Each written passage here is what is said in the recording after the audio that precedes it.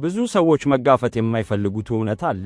ሌሎች በድምጽ ውስጥ ግልጽነት፣ ጥንካሬና እርግጠኝነት ካልተሰማቸው አያምኑዎትም፣ አይከተሉዎትምና በአንተ ምክንያት እርምጃ አይወስዱም።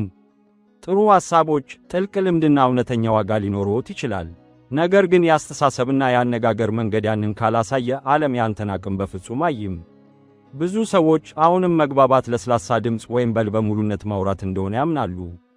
ነገር ግን እውነተኛ ተጽዕኖ በለስላሳነት አይመጣም፣ ከጠራ አስተሳሰብ የመጣ ነው። ከተረጋጋ ሥልጣን የመጣ ነው። ጠንካራና ትክክለኛ ቃላትን ከመምረጥ የመጣ ነው። ቃናህን ከመቆጣጠር፣ አተነፋፈስህን፣ ፍጥነትህን፣ ጊዜህን እና መቼ መናገር እንዳለብህና መቼ ዝምታን እንደምትመርጥ በትክክል ከማወቅ የመጣ ነው። ብዙዎች በተመሳሳይ አድካሚ ውደት ውስጥ ይወድቃሉ።